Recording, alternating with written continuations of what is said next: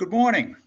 I'm Peter Stanton of the Worcester Business Journal, and on behalf of the WBJ and our event partners and sponsors, welcome to part one of the 2021 Business of Cannabis Forum. No doubt you registered for today's session because we have a terrific program featuring several industry leaders, and we appreciate all the speakers who have joined us for this first session and all of you who are attending virtually. While the WBJ team takes the lead in producing this event, it's not something we could do alone. We rely on a group of strong partners, and I'd like to recognize them. Beginning with our collaborator for the last several years, Beth Waterfall of Beth Waterfall Creative. Our corporate sponsors, Bowditch and Dewey, and Lighthouse Biz Solutions LLC, a subsidiary of GFA Federal Credit Union. And our community supporters, Elevate Northeast and Mass Live Media. It is now my pleasure to introduce our keynote speaker, Jennifer Flanagan. Jennifer is the Director of Regulatory Policy for the law firm Vincente Cederberg and an industry leader who most of you either know or recognize. Prior to that, she served as one of the inaugural commissioners of the Massachusetts Cannabis Control Commission, beginning in 2017 when she was appointed by Governor Baker. And there she helped in crafting, implementing, and executing the regulations that guided Massachusetts' nascent cannabis industry. Jen also served 4 terms as a state senator for the Worcester and Middlesex District and 2 terms as the state rep for the 4th Worcester District. Jennifer, the virtual stage is yours.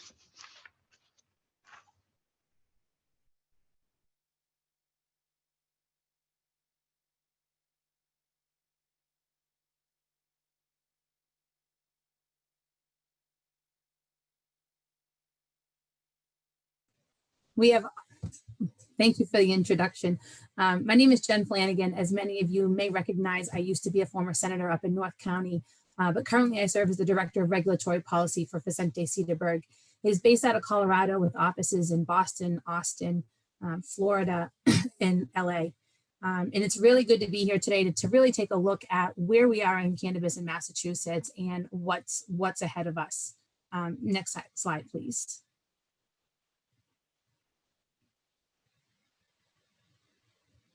So currently, you may see my background. I did a lot of work in healthcare, mental health, substance use disorders. I sit on many of the boards up in North County, the Franklin Perkins School, the DA's Opiate Task Force, Seven Hills Foundation, the Recovery Centers of America up in Westminster, and I also work with students at UMass Amherst for their Women into Leadership programs. Today, I really want to take a little bit of time to talk about licensing. One of the biggest questions we often got asked as commissioners is, where are the licenses located? What's going on around the state? What does it look like for Worcester County? I will tell you that Worcester County has been the most popular, and it really has grown in the last 4 years. As you can see here, the slide in front of you is from the May 13th meeting of the Cannabis Control Commission. Worcester County has 192 licenses, and that was up 7 licenses from the previous month. Those licenses entail cultivation, retail, product manufacturing, micro businesses, craft cooperatives, and the like. Next slide, please. One of the most popular type licenses is the retail licenses, and I think it's really important here to note that as you see these numbers for the entire state, the retail licenses is the one license in Massachusetts that is capped. Each individual community is allowed to have up to 20% of what they have for package stores, so liquor licenses, to be allowed for cannabis licenses. It's really important to understand that the way that this was done was through the legislative process. It came out of statute. It's not something that the regulators can change because it's set in statute. Worcester County has 67, which is up 5 from the previous month. And I believe, and I could be wrong, but Worcester is allowed to have 15 in Worcester proper, given the number of alcohol licenses that they have. Next slide, please. One of the most important issues when we were talking about legalization here in Massachusetts is revenue. Obviously, social equity was at the top of the list. Second to that is what was the money that was going to come into the state with sales of cannabis across the Commonwealth. And today, sales to date is 496 million. So you can see that people, even with COVID, are continuing to purchase cannabis across the state. I understand that there was some hesitancy because the businesses were closed down during COVID. Medical had stayed open the entire time. So some people really went and got their medical cards instead of just purchasing on the adult use side. The average purchase per person is around $40. So give or take a little bit of money, it's $40. And I think it really goes to show that people are being responsible. One of the questions that the public health industry has always asked is, are people going to overconsume? How much are they allowed to buy? What's going to happen on our streets? The reality is that people are really purchasing it for their personal use, and we've seen quite a bit of money. So the gross sales of $1.6 billion and growing. I can tell you that the cities and towns have received money from the entities that are in their boundaries of their communities, whether through the host agreement, whether through the sales tax. And really each individual town has had the opportunity to put that money towards what they feel was impacted with having cannabis in their communities. One of the biggest controversies has been the community host agreement. And what does that mean for businesses? How does that impact communities? And really, what's it doing? What's the money going towards? And so each individual town, city and town has had that opportunity to now put that money to some use in their communities over the last 3 years. Next slide, please. One of the really most important aspects of legalization of any type of product is the economic impact. How is this really impacting our communities? Are we gaining anything from it? Are the citizens gaining anything from it? Is this just sort of an insulated industry where people are making big money off the backs of people in our communities? Or is it really going towards something? And I can tell you, after the last 4 years, real estate obviously is booming. We all know that residential real estate is booming, but so is in commercial real estate. And the question now becomes, what's going to happen to a lot of the commercial real estate, given the fact that people are going to probably work hybrid? We're never really going to see the 5-day work week for everybody going into big cities. And so what does that mean for business? And I think that gives a really good opportunity for those who are in the cannabis business, who are looking to either open businesses and become licensed, who are looking to relocate, who might be looking to sell their business or sell their license and invest in something else. We know that leasing has been a really big part of cannabis businesses. One of the biggest complaints that we've heard from licensees is that they've had to have leases on businesses for about 2 years before they're even able to go in and operate. But right now, what we're seeing is a lot of buying and selling. There's many people who want out of the industry, who have done what they could, who really don't want to participate in it anymore. And there are others that are looking to enter the industry and see what type of business they want. I mean, when it comes to cultivation, we have 11 tiers. You can do something as small as 2,500 square foot. You can do something as large as 100,000 square foot. So there's an opportunity for many people to enter this industry at various levels. It doesn't always have to be the top level that most people think of. For communities, one of the most important aspects of licensing, and I'm not really sure that this has caught on to the communities yet, is the positive impact plans that are required by everyone applying for a license.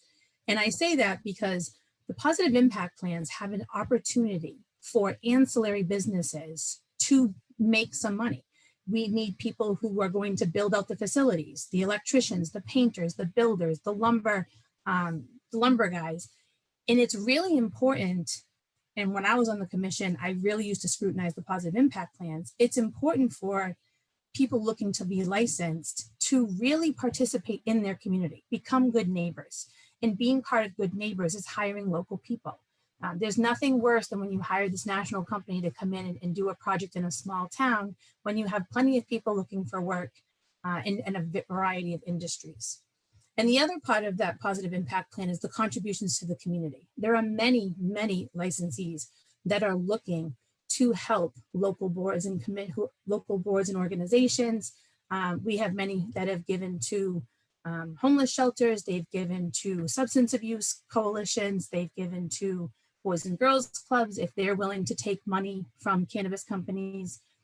We've got others that are looking to really do grassroots effort and help with expungements and the like. So my suggestion to a lot of people in the business community is to take a look at what your individual community it has, and then really try to have a conversation either with your local officials who are negotiating the host agreements, or if you know the companies that are coming into your towns, and really take a look and say, how can this benefit Main Street? How can what the money that comes from cannabis benefit people in our communities? Because at the end of the day, the goal of the question 4, which was passed back in 2016, was to help the social equity piece of this, but also to help communities across the Commonwealth. This is just another way to be able to participate in that without it coming straight from the general fund or from revenue from your communities. Next slide, please. So one of the big questions that we have right now is, where do we stand? You know, where does Massachusetts stand relative to other states? What are we looking at? Where have we been? Where are we going? Legalization is 4 years old.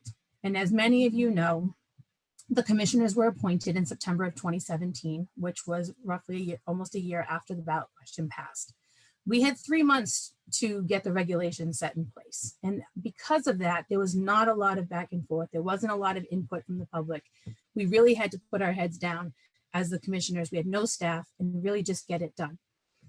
When the first store opened in 2018, we knew that some things had to be changed. And so there were multiple regulatory changes that have happened in 2017. Through that process, we had talked about things, packaging, labeling, advertising, you know, operations plans, security plans, making sure that the product wasn't diverted to minors. We've also added delivery, and many of you have paid attention to and have been waiting for the delivery licenses to come online. You didn't want just the courier licenses, so Commissioner McBride at the time was able to broker sort of a middleman where we have warehouses and we have delivery with a 3 years exclusivity period for social equity applicants. That was all done in an effort to try to get people into this industry that it was intended for, and to give them some longevity with a license that they really were interested in. Not everybody wants to have a dispensary. Not everybody wants to have a cultivation center. So I think it was a great middleman. Personally, I was the only one that voted against delivery. I think that it was too soon to start delivery because the industry hadn't settled yet. We had too many rounds of regulatory changes. Businesses were constantly having to comply and be in compliance with the regs that we did have in place. People were getting confused by which ones were in place, which ones weren't. And so that's why it's important to really take a look at the website for the Cannabis Control Commission, look at what the regs are. The last set of regs, I believe, came into effect in January of 21, so that you can see what we're like going forward. One of the other important parts of this industry, obviously, like I've said before, is social equity. The social equity program at the commission continues. There continues to be another cohort that goes through the programming with the hopes that people can enter the industry. Now, one of the questions that I often get is, what does it mean by entering the industry? For everybody, that does not mean that you're going to own a business. For some people, you may want a job in the industry. For others, you may want to be a manager in a company in the industry. It doesn't mean that you may have the capital or the resources or the skill set necessary to run the business. But I think in Massachusetts, we give you the opportunity to go at whatever level you choose. And I think it was really important to the commissioners that we understood where people wanted to enter the industry, how they wanted to enter the industry, and even why they wanted to enter the industry. Not everybody is the same. Certainly when you talk about cannabis, not only in Massachusetts, but in other states as well, this is a very emotional issue for some people. Some families have been harmed by the war on drugs. Families have been harmed by enforcement. And now they're looking to enter an industry that they really believe that they want to be a part of. Also, we had the implementation of hemp. The commission's now working on what that means. There was a budget amendment passed. It was, I believe, sponsored by Senator Fatman last year. And now they're working on trying to incorporate that into the programming at the CCC, and also MDAR, the Mass Department of Agriculture, who oversees the hemp program, is going to be part of that as well. So where do we stand now? I think really what's happening is that the industry is maturing. I think we finally have to let things level off. Hopefully the commission does not go into another round of regulatory changes, because I think we really need to sort of let it settle and just kind of sit for a bit and see how we're doing, especially when we have, you know, other states that are starting to legalize. You have New York and New Jersey, right, coming up behind us, and those are going to be really big industries and big programs down there. So being the first on the East Coast, we were able to give a head start to some people who are looking to get into the industry. But now that other states on the East Coast are looking at legalizing adult use sales, things could look a little bit different once those two programs are in place. Next slide, please. So it's really important, and we have a really robust research agenda in Massachusetts at the Cannabis Control Commission. And so hopefully that they're going to finally see, once the industry is starting to settle, the impact that legalization has had, not only in our state, but in neighboring states.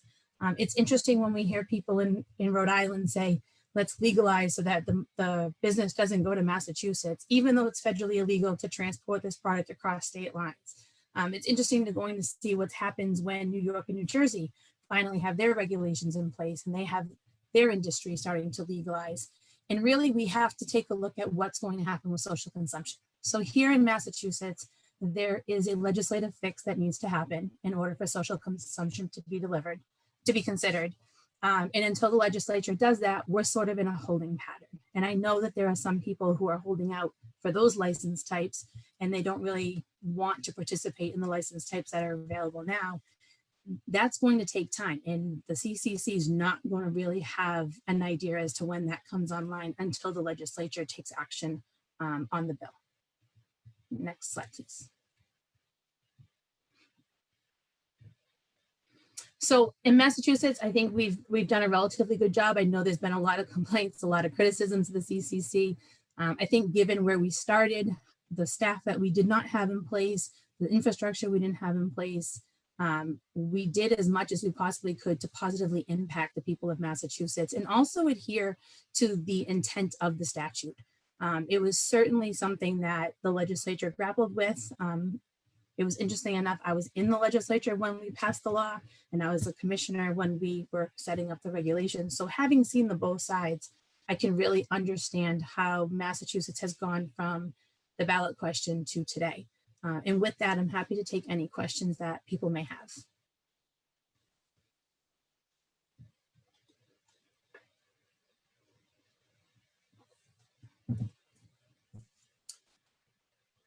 If there are no questions, then you can certainly put your questions in the chat. You can certainly contact me through my email address anytime, and I'm more than happy to answer whatever I can. But other than that, thank you for having me. So Jen, yeah, I don't see any questions in the chat yet, but thank you so much for that really informative presentation and for sharing all your knowledge and insights. We really appreciate you, all the experience you've had with the state and sharing some of those insights on where things are going in the future. Thank you so much. No, my pleasure. All righty, so it's my job now to introduce our panel conversation. And so our moderator for this first session is John Barugian. John is a partner at Bowditch & Dewey, LLP, and is a highly respected trial lawyer and former state prosecutor who defends businesses and individuals, both locally and throughout the country. John is on the panel, joining John on the panel rather, is Jacqueline Bennett, who is a managing partner at Highland Venture Partners. She is an Australian-born investor, advisor, and operator committed to the long-term sustainable development and integration of cannabis. She's focused on creative solutions that transfer wealth generated from the cannabis industry and its multiple sectors to impacted communities, women, and minorities. Jean Sullivan is the CIO of ArcView Ventures and a longtime venture capital investor. She's co-founder of a tech fund in New York City and has been all in on the cannabis industry since 2014. As the ArcView Group's CIO. She helps build funds and special purpose vehicles known as SPVs for investors. Francie Wade is the founder of Chatterboss Communications, where she served as a spokesperson on the ballot campaign to legalize adult use of marijuana in Massachusetts. Chatterboss represents 3 successful cannabis brands in the state, including Cultivate, which has locations in Leicester, Framingham, and Worcester, and the first recreational cannabis dispensary to open east of the Mississippi.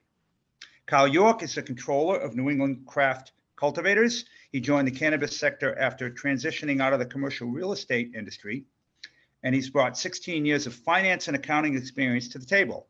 Kyle relies on his deep understanding of established markets and financial practices as an investor, and is the controller for a cannabis startup that currently has 2 retail licenses and a partially owned subsidiary that has an outdoor grow license. So that's a very strong group. And John, it's yours to take it away. Thank you very much, Peter. I'm just going to take a quick second, introduce myself a little bit here. I am a litigator with Bowditch and Dewey, as Peter told you. My primary focus is on tax controversies, government investigations, regulatory matters. My history and experience there, as well as my experience as a state prosecutor for a number of years, blended well into me becoming the chair of the firm's cannabis practice group. So that's me in a nutshell. But I think let's get right into it. And I'd like to kick off this panel discussion talking about investing in a startup or an existing business. And I'm going to turn first to Jean Sullivan. And Jean, I'm going to ask you to first give us your elevator pitch. Tell us who you are, and then maybe spend a couple minutes telling us from your perspective the types of businesses being funded and what kind of terms can a business who an investor is going to invest in be expected to have to accept to get a deal done. Thank you, John. Hi, everyone. I am Jean Sullivan. Here's my best credential. I've seen 1,000 times 1,000 companies in my 30 years of being a co-founder of a couple of venture funds in New York City. But guess what? When I started investing in tech companies, there were no companies in New York City. So I was on 128 corridor in Silicon Valley all the time. So I know my way around, and your territory, and so many magnificent companies have come from Massachusetts. It's pretty exciting. So here's what many people don't really understand about investing in cannabis. First of all, just to say, I am so lucky that in 2014, I rolled off my fund and New York passed the Compassionate Care Act that year. I said, I better learn this stuff. And we became investors in one of only 10 licenses. Do you believe that New York State only has 10 licenses, even today?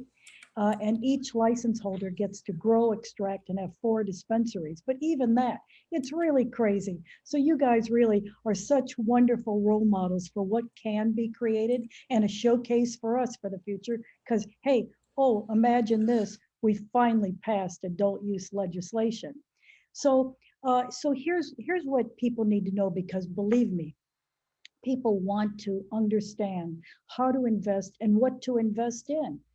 And what I was starting to say earlier, just to share this, people think it's just licenses. It's not. It's many, many different segments. And that's pretty exciting. It's ag tech. These beautiful cultivators and retailers need infrastructure. They need software platforms. Well, guess what? You have a long history in your state of magnificent entrepreneurs and business owners building gorgeous platforms to create efficient business operations, right? And what about all the things around hemp, as Jen mentioned earlier? What about industrial hemp, which, believe it or not, is going to be a larger marketplace than just THC cannabis? It's nascent today, but here it comes. It's pretty magnificent. And then there's some marketing services. We're looking at a hot company right now, and guess what they're doing? They're taking great brands and showing them how to distribute, how to, move from state to state. That's pretty exciting. And what about professional services? We're seeing some great opportunities to package companies, to market companies, to brand them, and certainly some terrific, legal accounting services. All those are just coming to bear, taking great experience from the past and leveraging them into this business. Uh, Synthetic cannabinoids. It may be hard to understand this or hear this. It took me 2 years, but we've made an investment in a company that synthetically produces CBG. And we're looking at a second company that's proven they can build CBD as well as CBC at scale. We believe that beverages and food industry will want that. So there's kind of a few headlines about what the heck's going on and how to do it. And then just to give you 2 sentences on what you asked John about valuations and how do you play. To me, that's why investing as a former tech investor, long time, that I'm using pattern recognition around dynamic teams, business models that are appropriate, raising the right kind of money, people who know what to do and how to do it. That's what you want to look for as an investor. And if you're a business owner or entrepreneur, that's the kind of story you want to tell so people can take their wallet out. Thanks, Gene. It's very interesting what you said, because some of the businesses that actually support the production and sale of cannabis products are taking off just as well. But Francie, I'm going to turn to you next and ask you, particularly in light of what Gene just said, what makes a brand? What do you think makes a brand attractive to an investor? And what should a startup think about building, a brand in order to, be profitable or maybe even marketable to an investor, or ultimately maybe to exit the business altogether? Yeah, I think that's a great question. I think I'm nodding my head so aggressively as Gene is speaking. It's amazing to be on a panel with her, given the knowledge that she has of this industry, as well as Jacqueline and Kyle. And thank you, of course, John, for moderating. I think it's a great question. As more and more brands are coming onto the market here, whether they're doing products, if they're a retail location, Jen Flanagan just showed us we are growing. The market is expanding, and the choice for both investors and frankly, consumers, to get the foot traffic in your door, you need to be able to do what we've all been taught. Anybody who's ever taken a business course knows this. You need to set yourself apart. Now, you can do that in so many different ways. I think, it's a way you can make sure you're telling your story appropriately, how your founders perhaps came to want to be in the business. Perhaps you're offering a unique value to customers when they come in, a unique experience in terms of design. Just to give some perspective, 2 out of the 3 brands that I'm working with currently have actually been acquired. And I think it's a pretty great track record for me to have, because I'm still working with them, even though they've been acquired. But they've also been really able to showcase themselves, their best practices, working with their communities. As Jen was saying, that's a really important thing. And investors see that through things like marketing and through things like social media, and doing tons of direct to investor sort of showcasing of themselves, touring investors through the facilities. I was recently talking to another startup that said they've actually haven't opened their doors.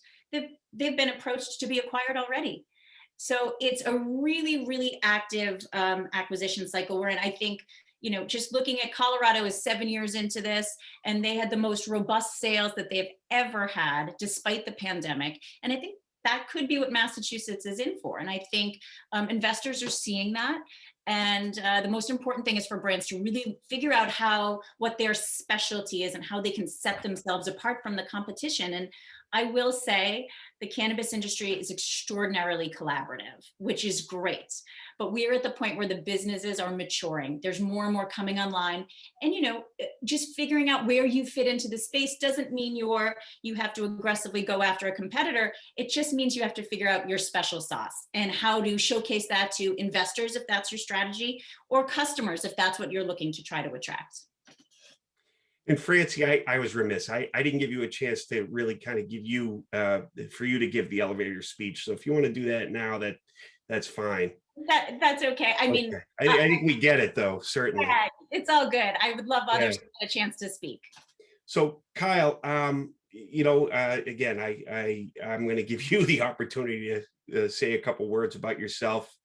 But I think it would be good for everyone to hear about challenges to financing an investment in this industry.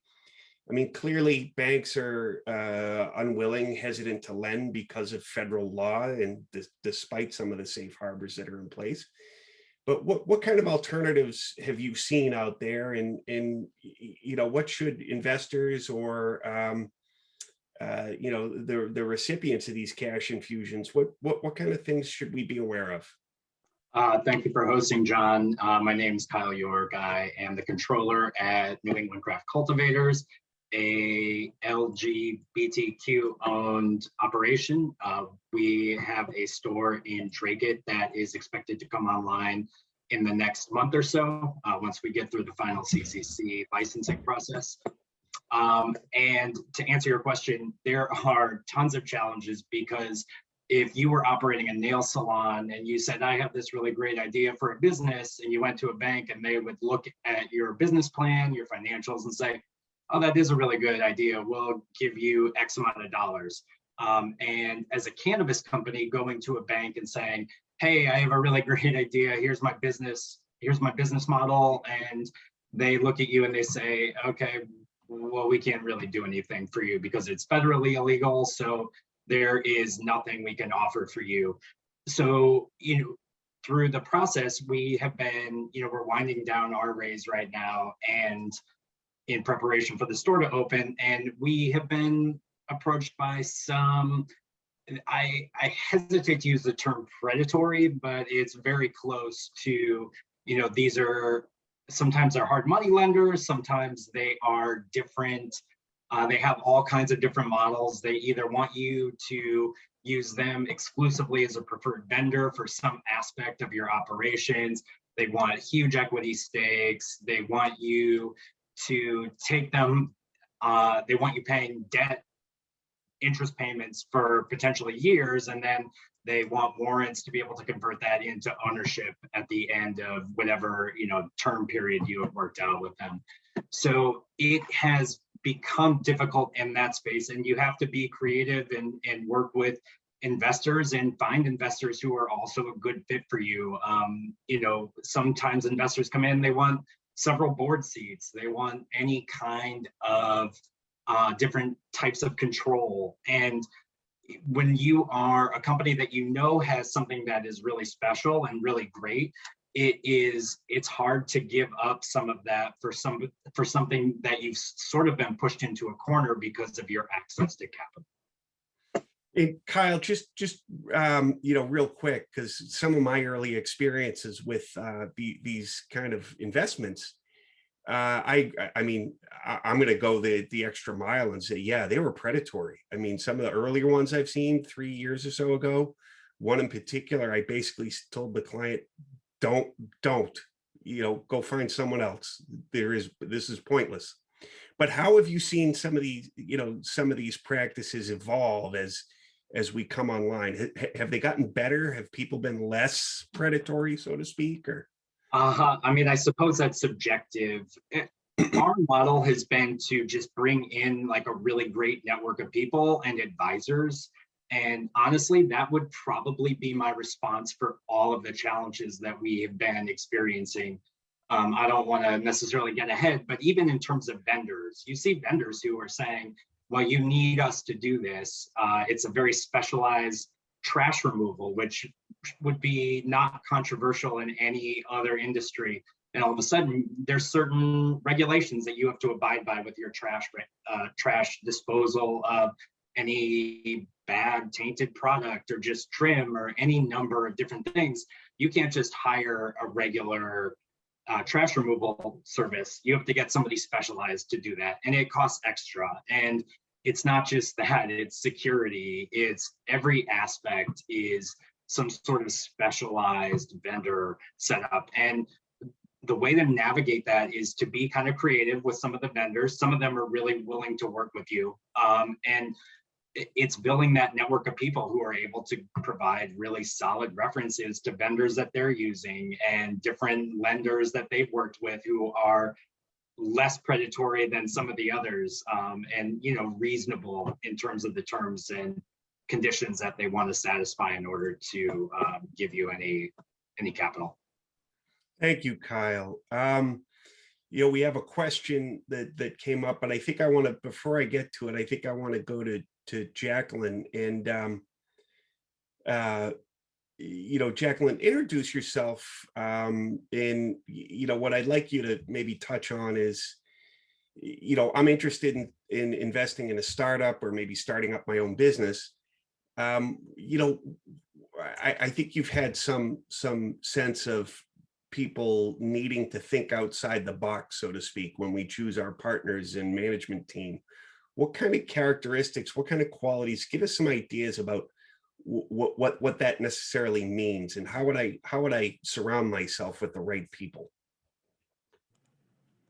Hi, John. Thank you. So Jacqueline Bennett, I'm an investor in the industry as well as an advisor at a firm called Highlands Venture Partners. So that's one piece of what I do. I think majority of my time is navigating and finding people who I find constructive to help think through solutions, brainstorming, because there is a lot of work to do, and the investing piece is absolutely a part of the way that I participate, and an important part of it. I think a lot of it is, the advisory that is needed for a lot of these startups and the broad lens to help these companies navigate through so many different iterations of either their own company cycle or the environment that's changing around them. So one of the things, my background before being in the cannabis industry was I've been an operator at a tech startup. I worked on Wall Street for a number of years, covering brands and retail and disruptive commerce. And when I first joined the cannabis industry, I was surprised not to hear things like lifetime value and customer acquisition cost and these metrics that you're so used to hearing in other industries as a way to sort of, KPIs and to measure performance of your business. And then you have to have compassion for the brands in cannabis and the operators in general, because there's so much regulatory management and other complexities that they're sort of managing from a day-to-day that you just don't see as much in other categories. So what I look for when I'm talking to companies to potentially invest in or just help collaborate with, partner with the team, to Jean's point, it always starts with the team. And that's, whether you're early stage or through to later stages of the company's cycle, that's key. But also understanding in this particular industry, the environment is changing so quickly.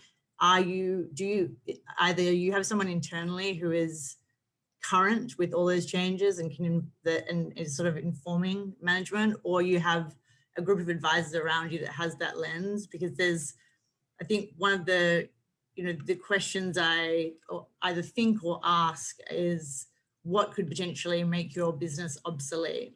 And that becomes really, really true if you think about the ancillary sectors. So, in tech, you've got a lot of solutions that are being built, which is fantastic. But will you be relevant when the market's open, when you have these large behemoths all of a sudden paying attention and can participate? So really having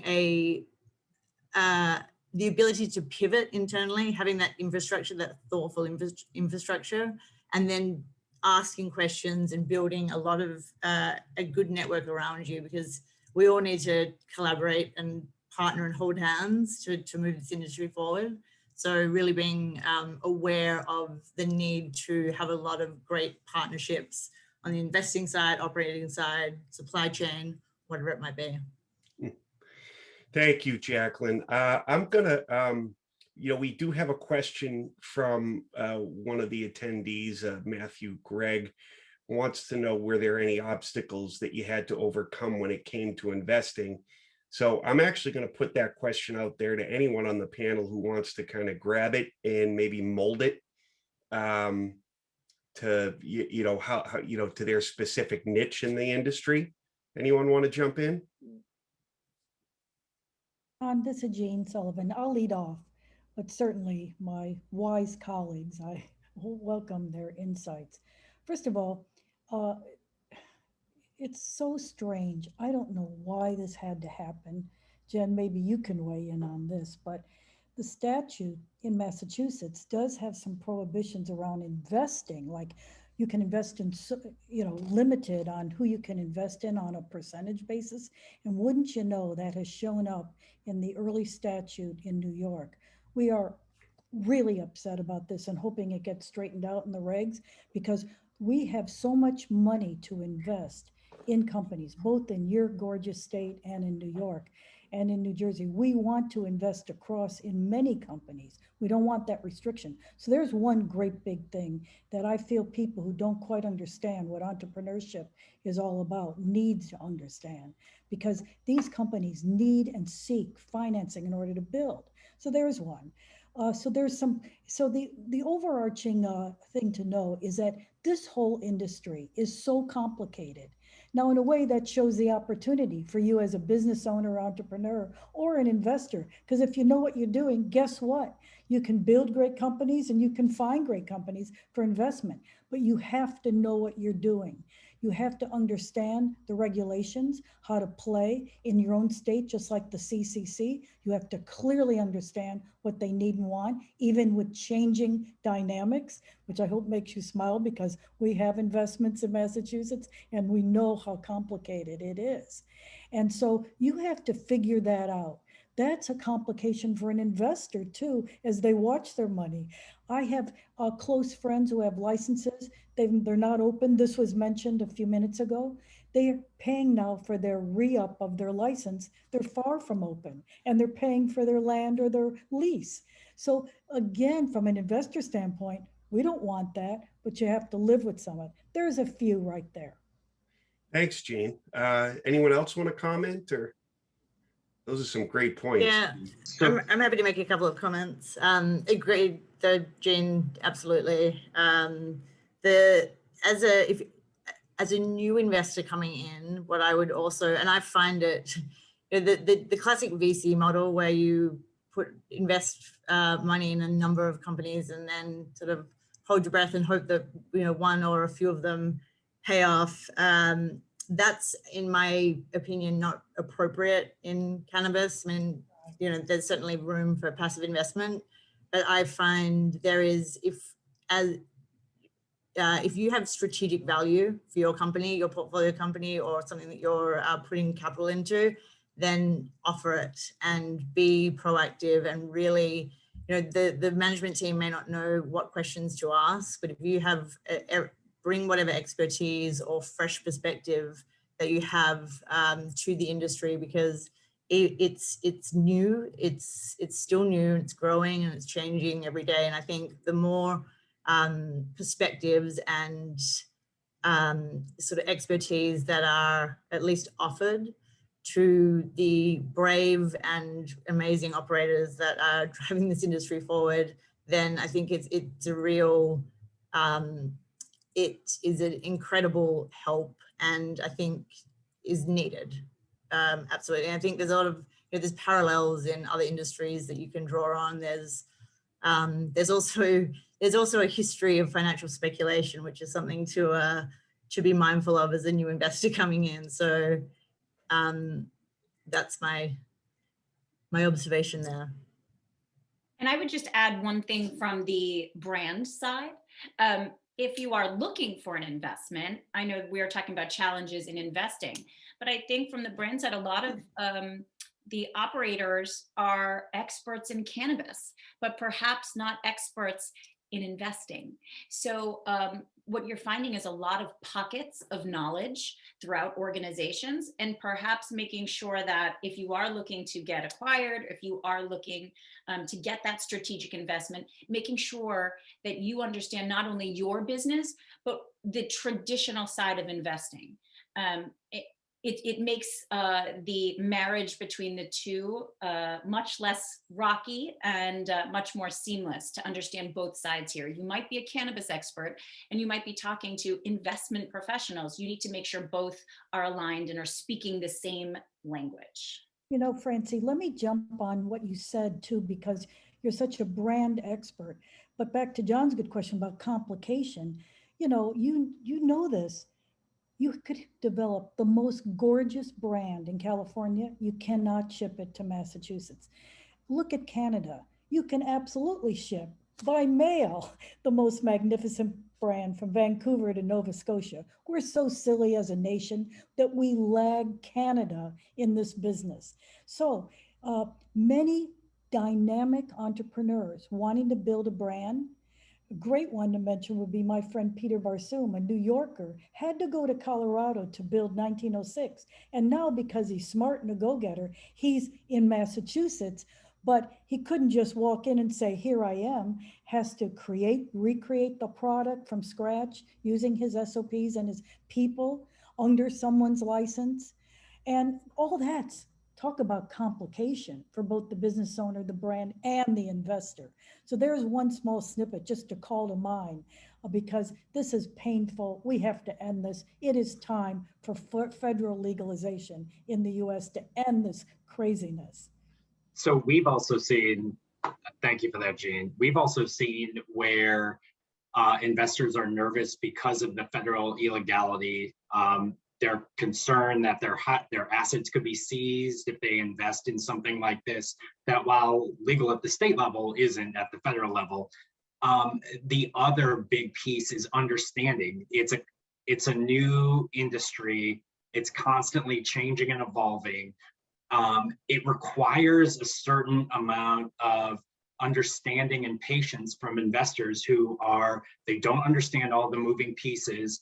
They're concerned because what might be true 1 month, 2 months from now might not actually be true any longer. And it can be hard to explain that to people and to get them to buy into what, we think we have a great product and a great store that's about to open. And it becomes a matter of getting people to understand that and be comfortable with it. And that can be really difficult sometimes. Thank you, everyone. I'm going to pivot a little bit here and think about a little bit more about, someone's maybe exit strategy and getting out of the business. So, Jean, I'm going to go back to you and sort of maybe you can tell us a little bit about your what you see as in the state of mergers and acquisitions, and how does an interested party, how does an interested investor find a good opportunity? Thank you, John, for opening that door, because that story is pretty exciting. Let's face it, who doesn't want a liquidity event to monetize their investment? Great for the economy, great for the investor, great for the business owner. And we want wealth and wellness through this incredible sector that we're all playing in. So listen to this. Year to date, 120 companies have gone through an M&A transaction. That's US-wide. Versus, think about this, 29 last year. So we're coming back, everyone. Everyone's looking around, got their wallet out. But wait till you hear this. The top 10 MSOs, you know what those are, the multi-state operators, of which you are the birthplace of Curaleaf, one of the largest MSOs in the world. Amazing, amazing license owner with many, many licenses. The top 10 MSOs have $2 billion of cash to spend right now, and believe me, they are spending it. So the largest number of M&A transactions still are in the monopoly board game of cannabis cultivators and MSOs acquiring other licenses. And they do it very cleverly. This is one reason they all went public and did these RTOs in Canada. They use a little bit of cash, sometimes a lot of cash, and Confederate paper, meaning your stock, using that stock, promising to the business owner or making that hopeful assurance that that stock will scale in time. And it is, because the marketplace is now so robust.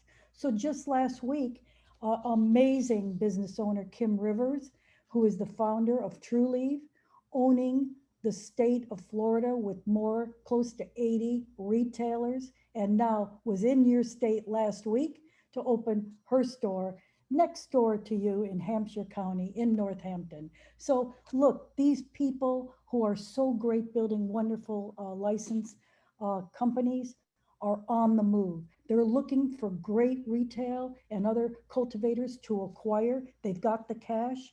Again, hearkening back to what I told you, there's a limit on how many you can own in your state. Is that good? Is it bad? It's curious to think about, but they can't just keep gobbling up. She doesn't have, Kim Rivers doesn't have that obstacle in Florida.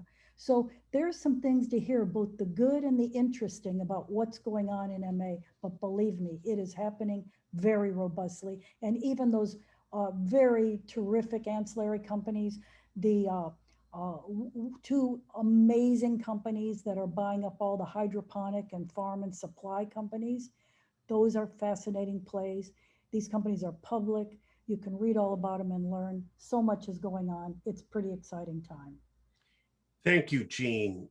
Francie, I'm getting ready to sell my business. How do I make sure my brand is attractive to an investor? What should I be doing there? For me, the number one thing, and actually whatever industry you are in, my answer would probably be the same. It's storytelling, and you can do that in a number of ways on different platforms. Of course, it sounds like I'm pitching what I do, but I'm not trying to. But I think there's a lot of brands out there. Like everyone is saying on this panel, Jean, Jacqueline, Kyle, there's a lot of choices for investors. And I think the way to make sure that you are positioning yourself properly is, of course, to have the backside of your operation be flowing perfectly. Accounting, inventory, everything about you needs to be seamless, but also outwardly what you're projecting. That's my short answer, is making sure that on social media, on any type of content that you're creating around your business, that it is seamlessly executed upon by someone who understands the business and understands the particular geography in which you're operating. Also, if you're targeting an investor who is from a different location, make sure that you're explaining why things are done the way they are in Massachusetts. Make sure you're explaining why things are happening the way they are in Colorado. Whichever location you're in, you need to be speaking to the right audience and sort of customizing your communications to that investor, to whatever audience it is you're targeting. Thank you, Francie. And Kyle, I'm going to go to you next. You're the finance and accounting guy, and an investor. So I guess my question for you then is, I'm selling my business. You're going to start doing your due diligence and try to figure out, how much you're going to pay me if you even want to buy my business. What are some of the red flags you're looking for in terms of, and I don't mean just sort of like my balance sheet, but what are some of the other red flags that you might be on the lookout for that we can prepare ourselves to address? So a lot of, especially with the federal illegality, it's organization and documentation. And there's it sounds really trivial, but it actually winds up being really important because of how the 280E is treated. And it becomes a way for you to strategically apply everything in your, if you have, whether it's vertical or it's cultivation or the actual stores themselves, it's a way to make sure that you are making the most for your investors and for your company. Kyle, thank you. I'm going to come back to 280E in a minute. if we still have some time left, but I really want to ask Jacqueline, all right, I sold it. I made some money. What should I do with it? Where should I reinvest it? Should I keep it out of the cannabis space altogether? Where else, what else would you recommend I do with my money? Absolutely not. Keep it in. We need the capital. And you've got the best lessons of all. I would, yeah, utilize the knowledge. I'm sure there were some mistakes along the way and a lot of great people and exposures through that process. So I would certainly keep it in. And you know, whether you believe the projections that are out there, this market and industry is only going up and in so many different sectors, and it's kind of in some ways, you know, we call cannabis an industry, and it's ultimately something that will feed into so many different use cases and other sectors. And so I think particularly that sort of entrepreneurial spirit, I would encourage those people to recognize how unique that knowledge base is, and also, you know, offer your services to other investors who are on the sideline wanting to deploy capital but not knowing how. That expertise is very valuable. Thank you, Jacqueline.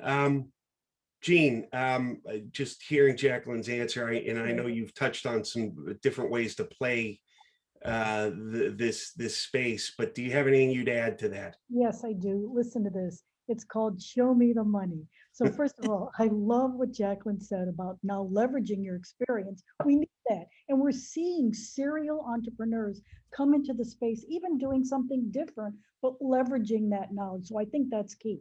But listen to this. This year to date, $6.9 billion has been invested. This is just year to date, and we're just halfway through the year. In sharp, and part of that is equity, but now we're seeing a lot of debt come in. So companies taking non-dilutive financing in the way of debt. Just to break it down, Veridian posts these numbers: 4.8 billion in equity, 2.1 debt, with an average raise of around $30 million a company. So that's kind of interesting. Again, in sharp contrast, last year just 2.3 billion. So you see, there's a lot of money, but then because of what I shared on M&A and liquidity, that money now is really powering up. It's a pretty exciting time for that. So we want more and more, and this is what's happening. Because I'm part of ArcView, we are seeing more and more people wake up to wellness and wealth opportunities and say, how do I play? So we're seeing more and more investors coming into the space from traditional corporate areas or tech areas, life science areas. We want and need that. And we say, come on in, don't do it alone. Find other people who have domain knowledge and experience, because there are mistakes. And as I shared, it's complicated as heck. And so join forces with others for due diligence and other ways to play. It really, and then you heard today, there's some terrific companies, absolutely big opportunities right there in the Commonwealth. So important to find them and meet them. And this is one way to do that. Thanks. Thank you, Jean. With the 2 or 3 minutes I have left, I am gonna throw a tax question in there, because I you know, that's just what I do. You know, for the participants, though, I want to make sure that people know what we're referring to when we talk about 280E. And very briefly, 280E is a section of the Internal Revenue Code that was created in the late 1980s in response to or as part of the drug wars. And essentially what was happening was, as drug kingpins were being convicted of their crimes, they were still walking away with tons of cash, because when they finally were filing their tax returns, they were allowed to deduct their costs of doing business. You know, things like cell phones, auto expense, rent, what have you.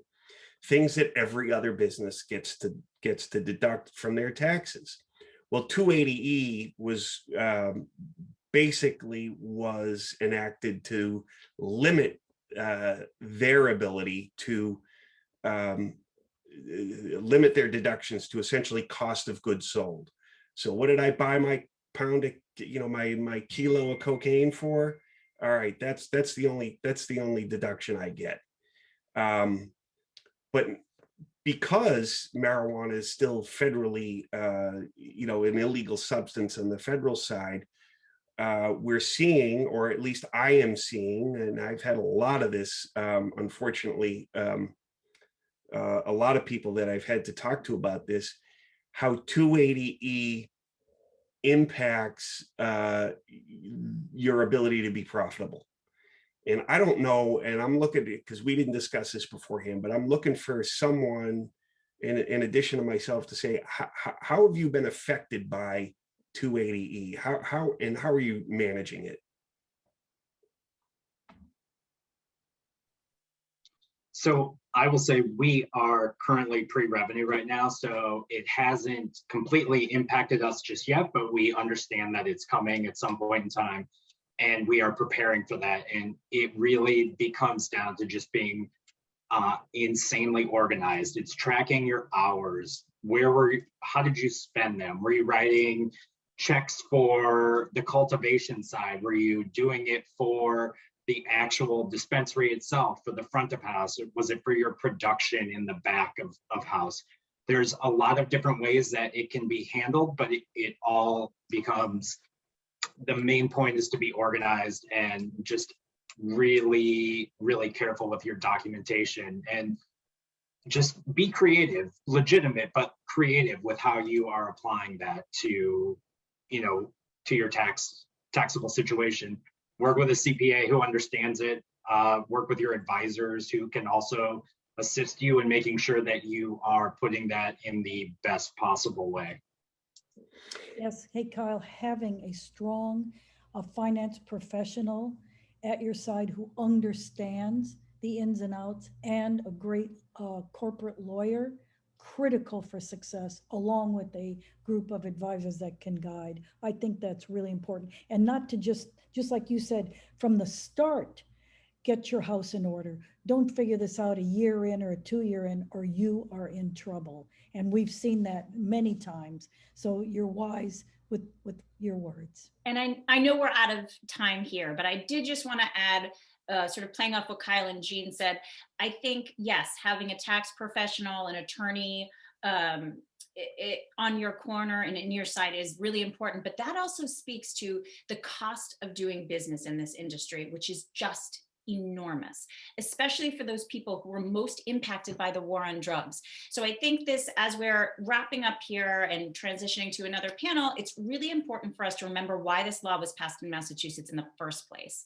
It was to make sure that people who were harmed by the war on drugs had a seat at the table and were given the opportunity to enter the space if they so chose, and do it in a way that allowed them to have a piece of the wealth. Now, having a piece of the wealth, unfortunately, oftentimes means being able to pay rent for 2 years without turning a profit. It means being able to employ an attorney for hundreds of dollars an hour.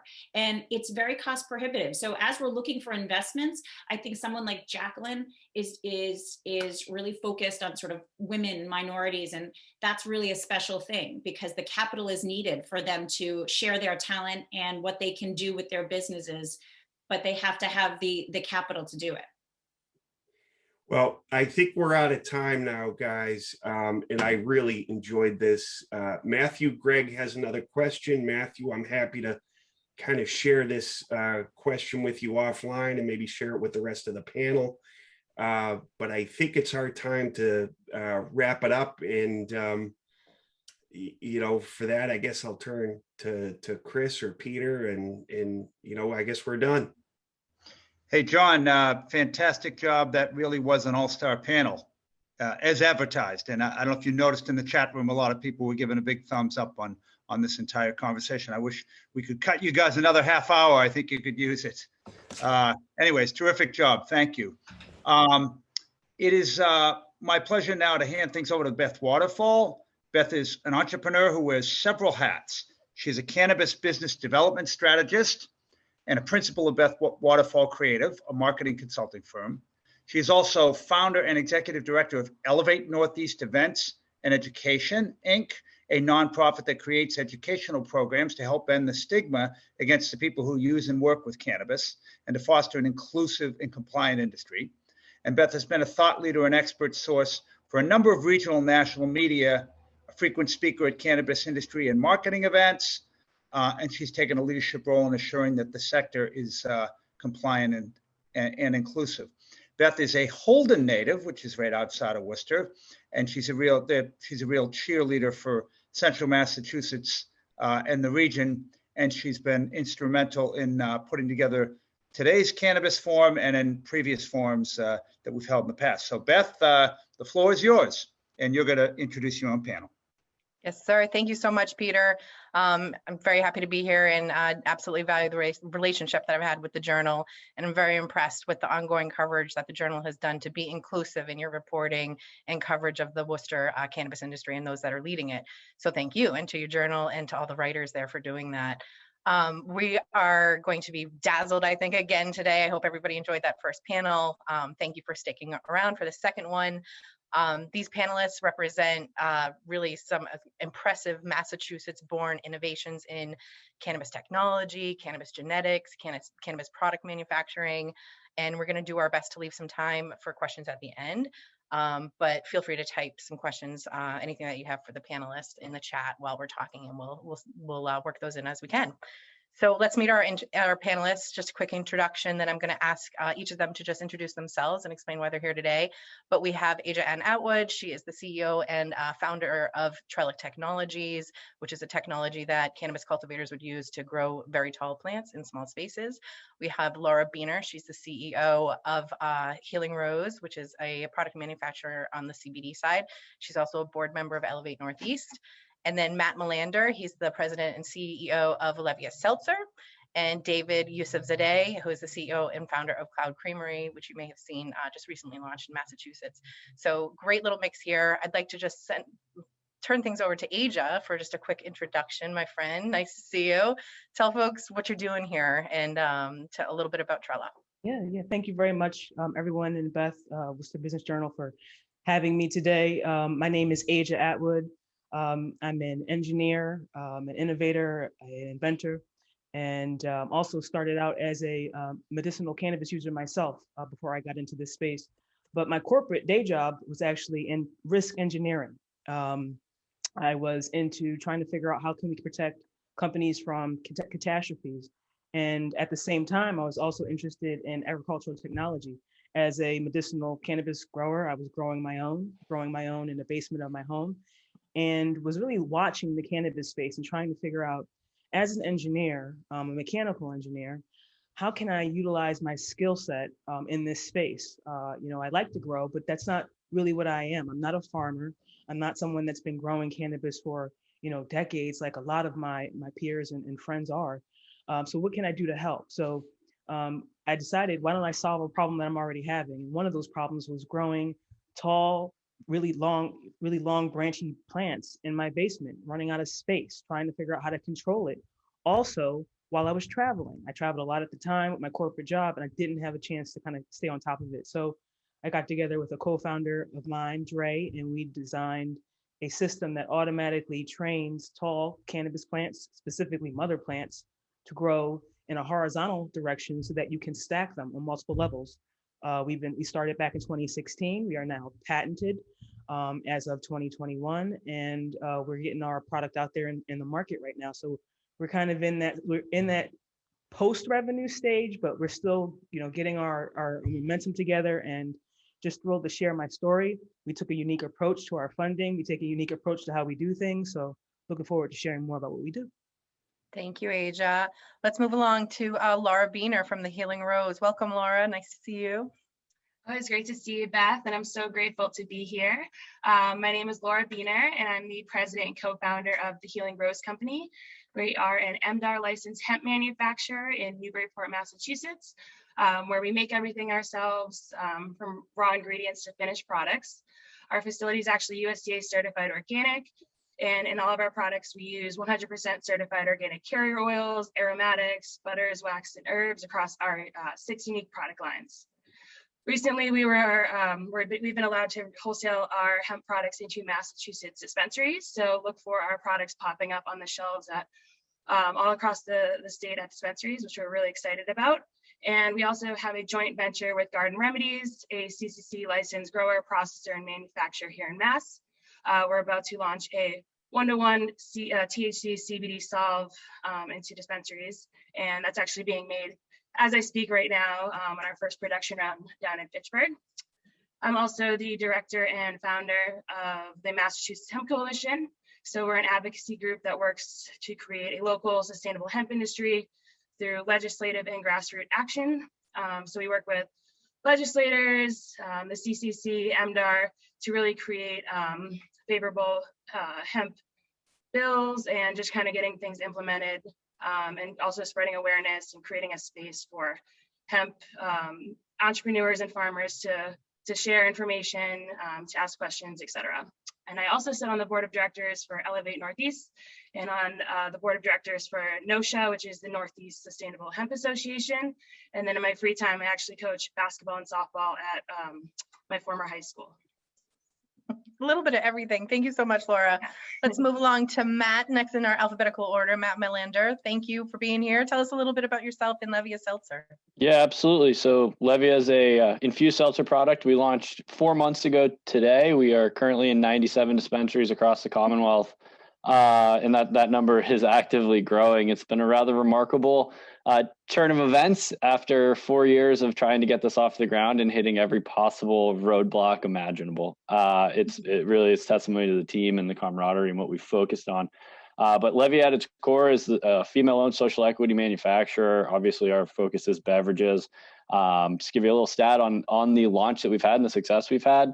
The April national sales data have us as the second in the entire nation in this product category, and we're only here in Massachusetts. So the future is truly is limitless, and we're excited to really be an active member of the Massachusetts market as these COVID protocols roll off and we get a chance to get out there in the community and work with our dispensary partners more and more. Fantastic, Matt, and congrats on that. That's really impressive. Who would have thought, little old Massachusetts? Very good, representing us well. And then finally, Chef David, thank you for being here. Tell us a little bit about yourself and Cloud Creamery, which has had a really good June, right? Yeah, thank you for having me. Yeah, it's been, we just started last Tuesday after a very, very, very long wait. And to Matt's point, lots of hurdles to jump through, but excited to finally be on the market, excited to, be speaking in real time instead of future tense. I think for us, our background is in restaurants and hotels, so we've fed a lot of people. We've spoken to a lot of people about their dining experiences, their consumption experiences. And I think for us, it's a really exciting time because we feel like edibles are really the kind of last sector or current sector to be under the biggest trend of innovation right now. So to bring a new category to market, to bring frozen desserts, as COVID is declining, and so especially with summertime, it just feels like the right time to be here. So we're excited to be on the market.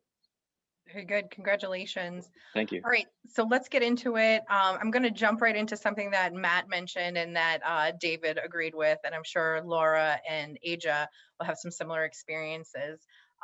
What are those challenges? Granted, it's taken a long time. Licensing was slow out of the CCC, but what are some of the other challenges, kind of thinking about other entrepreneurs or business owners that may be interested in coming into the industry?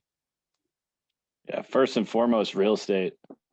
Picking real estate here in Massachusetts is like finding a needle in a haystack. We looked at, I think, 13 communities in the whole over 2018 and 19 before settling on Georgetown, Mass, which is it's a community that really does actively pushes for this industry. They Mission, Georgetown is right down the street from us. There's a few other license holders coming online. So real estate's really hard. To go to the last panel, capital is an extremely limiting factor. You do run into those natural roadblocks, and then it's a new industry that has with a ton of government oversight. So you just have to work really diligently, not only within your own organization, but find a lobbyist, find access to the State House, get access to the right people, because this is an uphill battle. And if you try to do it alone, it gets very lonely very fast. Yeah, absolutely. Hey, David, anything to add there? Or Sure. Excuse me. I would say we lucked out from a real estate perspective. So fortunately, we didn't have to view too many spaces. I would say for our biggest challenge, it was certainly communicating with the CCC, or I should say, receiving communication from the CCC. We went through a long process of trying to communicate what our product was, and I think we wanted to start with a 50 milligram pint and a 25 milligram pint, and we were continuously told that solids have to be physically demarcated. Well, the legal definition of ice cream is it's a frozen liquid, so none of those actually pertain to what we're doing. So not having someone with food experience in the CCC and someone that has maybe gone through health department inspections, et cetera, it really felt like we were just sending emails into a black hole and really couldn't make any ground, which was extremely important as we're raising money, because we couldn't communicate to our investors what we would be able to charge per unit of our product. So it kept us in a position we didn't want to be in for quite some time. So I'd say that was certainly our biggest challenge, getting to the market. Laura, how about you on the CBD side? You don't have to get a CCC license, but you work with MDAR. What have been some of the most significant challenges for you with your the products that you're making at the Healing Rose? Yeah, so obviously we compete on a national scale, so that presents its own challenges. I'd say changing regulations and the unknown in the hemp space has been a lot to deal with. In 2019, MDAR came out with a list of allowed products that pretty much outlawed any kind of food products, outlawed hemp flower to be sold to end consumers. Even animal products aren't allowed here in Massachusetts. So, and that just kind of came out overnight. So dealing with, I guess, the unknown, and then also trying to compete on a national scale where, there's hemp flower, hemp edibles for sale everywhere, all over the country, including in Massachusetts, but not being able to create those products and being really limited to only making topical products. That's been a lot. Also, the hemp industry as a whole nationally doesn't have the same testing standards as MDAR. We actually deal with the same exact testing standards as the CCC requires for cannabis. So full panel testing on starting material, finished product testing. It's quite expensive for small businesses and small farms, but it also obviously allows us to create a very high quality product and differentiate ourselves on a national scale. But yeah, I definitely say the unknown and the ever-changing regulations. The USDA came out with its final hemp rule this year. So just kind of making sure that we are compliant at all times, making sure we're adapting and to this ever-changing industry, which has been a lot, but we are flexible and always ready to adapt. So you got to stay that way. And Aja, anything you want to add there? I mean, you're a technology innovator. You've created a product that doesn't need a license to exist, but certainly you need people that have licenses to be able to buy your product. So can you talk a little bit about that challenge and maybe the slow rollout of the CCC for licensing, how that affected your ability to really ramp up at Trellic? Yeah. I mean, that was one of our kind of original models, was to, focus on the hardware and the software technology, because that in itself is a whole, bag of worms. Trying to get a license at the same time is going to be extremely difficult. So what we wanted to do was partner up with local companies or local farmers that are in the process of getting their license or had their license to help us with our product development and to do some of the grow testing for us. We were able to, utilize the 6 plant count limitation to do what we can. But after that, you have to kind of scale up and figure out a way to grow on a much larger scale. So unfortunately, in Massachusetts, because it was so slow, it took us a while to find, a company that has already gone through the licensing process. We luckily have, some companies now, but we also had to go out west, really, and which, unfortunately, has its additional costs, operating costs to communicate and travel out west. So it's impacted our business, but I think it's impacted our customers more. So what I would say for any company out there that is looking into getting into the ancillary side of the space to avoid, some of the headaches, you also have to support your customers and your clients. So consider doing things like, advocating, calling people or donating to these organizations that need the support. They need the attorneys, they need the real estate, and it's hard to get. Appreciate that, Aja. Yeah. Let's move on to David, kind of talking about cannabis product development. I know that you've been at this, you mentioned, I think 4 years, and you came into this, if I understand correctly, as a patient yourself. So can you tell us about why you chose ice cream to deliver plant-based pain management?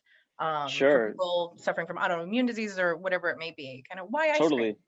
Totally. So Friday will actually be 3 years to the day that I took my last chemotherapy dose. So Oh my gosh. cannabis for me has been something that I always enjoyed it recreationally throughout my career. I mean, restaurants are full of lots of options, but never was using it specifically for this purpose. And, you know, receiving the results that I'm actually in remission, it's proven my point. So I think for me, we really focus on flavor. Ultimately, everything has to be delicious. You can put whatever you want into it, call it whatever you want, wrap it however you want. But if it doesn't taste good, people aren't going to come back and buy it. So ultimately, our main confidence comes from what's on the inside of the container. I think as a chef, you know, we want to do our best to bring in local farmers, to bring in, frankly, real food into the industry, which I think we can do. I think ice cream in general was something that majority of people enjoy. I think it brings an emotional weight to it, whether it's, you know, eating pints of ice cream, watching Netflix deep in the winter, or it's, you know, playing mini golf in the summer or enjoying something on the beach. There's always an emotion tied to it.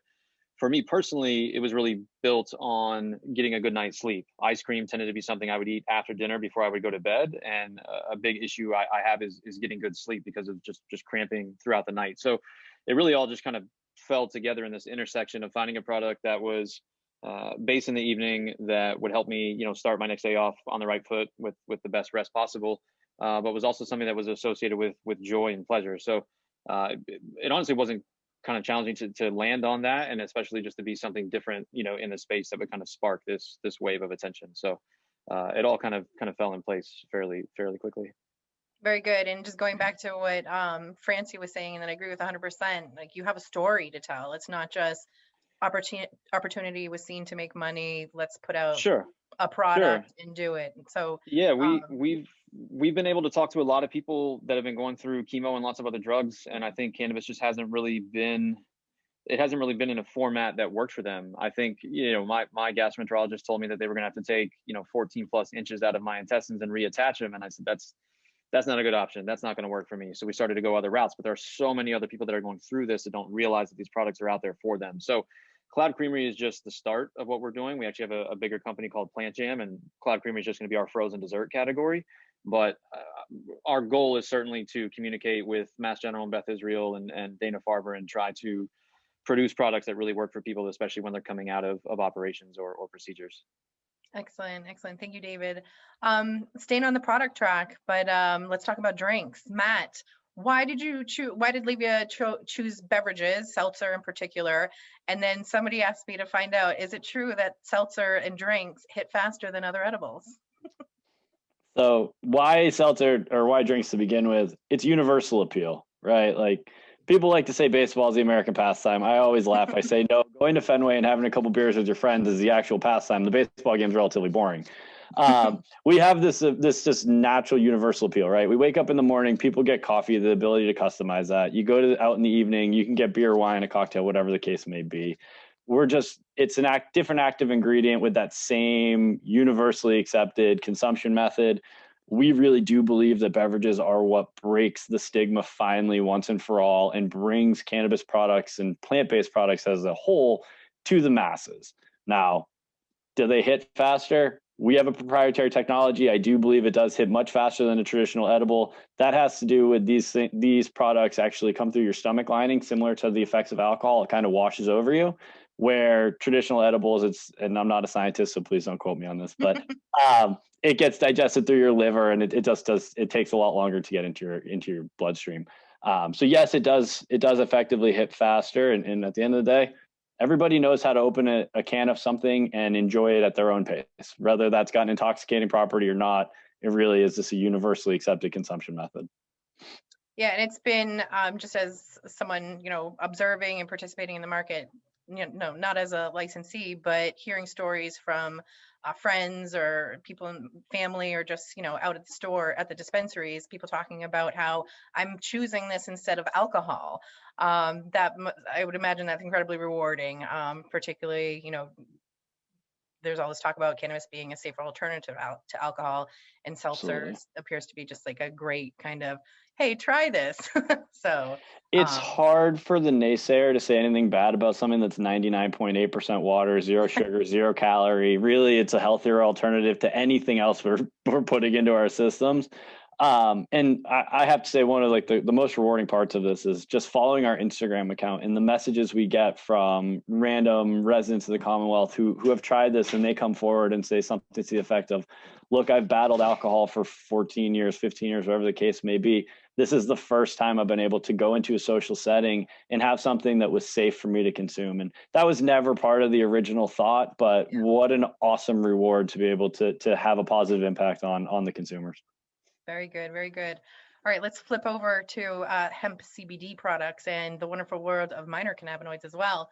And just, giving credit where credit's due, it was the work of farmers and advocates that made the Massachusetts hemp industry survive and thrive amendment a reality. And that involved people like Laura. So Laura, can you explain the current state of opportunity for hemp-derived CBD product manufacturers in Massachusetts? And you mentioned a little bit earlier, but when are we going to see Healing Rose CBD products on shelves and dispensaries? Sure. So I'll start off with answering the second question really quickly. You can see them right now. We actually already shipped out several orders to dispensaries. We're in talks to get orders from others. So places like Canna Provisions, Silver Therapeutics, Full Harvest Moons, and several others already have their products or our products there on shelves. So we're really excited about that. And then looking towards like trends current and upcoming in hemp. I'll say in the cannabis space, this isn't like an exclusive, statement, but the focus has really just been on Delta-9 THC. And on the hemp side of things, I see a lot of innovations, potentially a lot more coming from hemp farmers and genetics companies, which I really feel like the possibilities are truly endless as time goes on and those genetics can really come along. Currently, there's a huge focus nationally in hemp on Delta-8 THC products. However, many states have already stated that since this is a psychoactive cannabinoid that really can't be produced in a large amount without being synthetically kind of manipulated in a lab, it's starting to be banned. And the DEA has already stated this. Vermont has already outright banned it. So while that's kind of like a hot cannabinoid at the moment, I do see that moving into a dispensary setting made by licensed dispensaries and processors there. Here at the Healing Rose, we just released a full spectrum CBG and CBD 1-to-1 oil line that's been getting really rave reviews. It's been able to help a lot of people out. CBG can actually really help with digestive issues. It's also really similar to CBD in that it doesn't create any kind of psychoactive high. I know several farmers this year are growing for CBDV. Oregon CBD, which is a genetics company, came out with a line of seeds that really is highest in CBDV. So we're super excited about that. And then other cannabinoids like CBC, THCV, and many, many others are really going to be popping up on the hemp side of things. So while I think CBD has really been the darling cannabinoid for some time, and it will be for some time to come, other former minor cannabinoids that are starting to be available in abundance are really going to be popping up. It will take time for consumers to understand what those cannabinoids are, what they do, why they'd want them. So I think that's always kind of the lag, is the people actually buying the products to understand why they want to buy them. But I think this industry is here to stay for a long time, and that the hemp industry is really going to be pushing that innovation on the different types of cannabinoids, which I'm just so excited to see. Very good. Thank you, Laura. And I don't know if you want to put this in the chat, but where can people learn about minor cannabinoids? We talked about CBG, CBN, Delta-8, Delta-9. Do you have any sort of resource just for folks who maybe not as intimate with the different minor cannabinoids? Anything that you'd recommend to kind of dive in and understand them? Yeah, for sure. I mean, Leafly has some great resources on a lot of those minor cannabinoids. Obviously, doing a Google search, kind of looking into that. A lot of hemp companies, well, they shouldn't be making any kind of claims. So if you're selling a product and you're making claims on different cannabinoids, that's a very slippery slope. So kind of look for, information-based companies that are just here to create resources. So I think Leafly is a great one. And Sohan is in the chat saying MCR Labs actually has a great resource for those as well. So I would definitely look into them and kind of understand how those different cannabinoids work. Obviously, terpenes are a part of that too. And hemp has some great terpene profiles. So a lot of possibilities.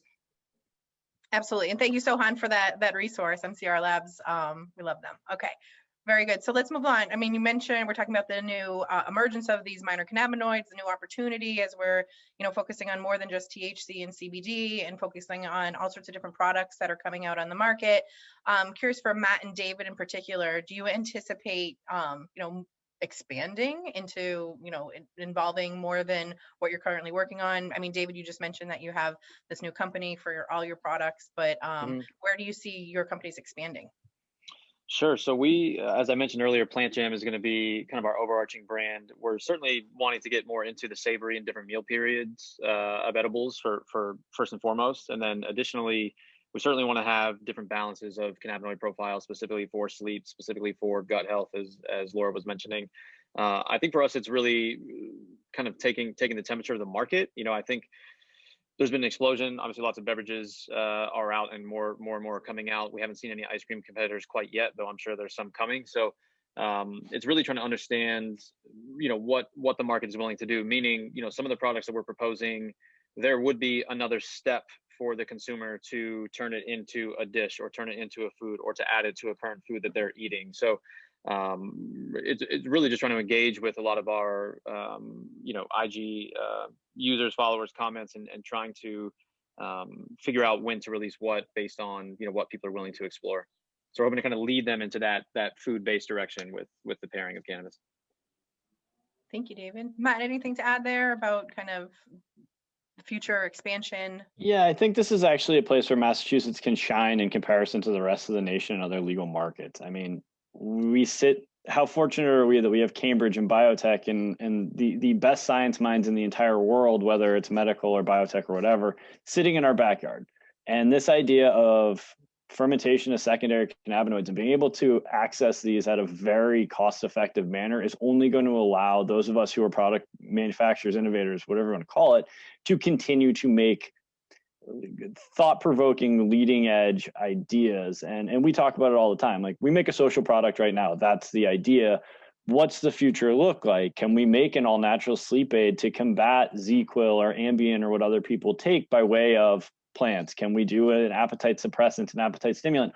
All of that's on the table. What that format looks like, obviously in our case, it's aqueous.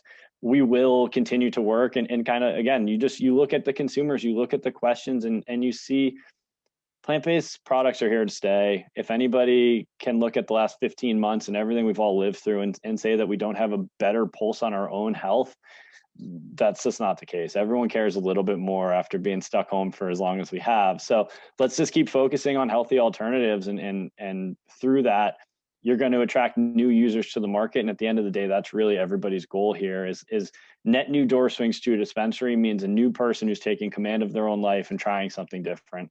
So yeah, that's our whole innovation plan is let's continue to make new products that are more targeted to specific ailments or root causes. Very good, very good. And just going back to something that Jean was saying in the previous panel, just about the broad ecosystem of the companies and types of professionals that go into bringing a product to market. Certainly there's the formulation and the people that are actually, processing and packaging and all that, but there are so many different other participants in the industry that help get an actual product to market. So I'm curious about Age's perspective on being an ancillary player right now. As an agricultural technology company, are there any kind of an early benefits that you've seen to being an ancillary provider where you haven't needed to, I know that licensure may be part of what you're doing, but so far as any kind of observations as an ancillary provider, how maybe it's been easier to get going? Yeah. I think one of the things that we have been able to do that some of the other people on the panel probably had not been able to do is to use, federal ways of funding. We decided to fund our company using regulation crowdfunding, which is something that actually is kind of overseen by the SEC. They regulate it, and you have to fill out paperwork, and you have to have your attorneys, et cetera. And it does take some work to get it done. It's not a very simple process, but because we were not a cannabis touching company, we were able to do that and to raise some funding. So it's been a little bit easier for us in regards to the banks that we can approach, the types of loans that we can go after, some of the grants that we can apply for. So it does have, some more opportunity. I think the other thing for us was, and I think one of the other panelists on the first panel mentioned something about, having the ability to deal with, changes in the industry. So if you had intellectual property, something that's really unique, something that's really innovative, that kind of goes past your brand, it's something that you can use when the industry changes, when things become federally legalized.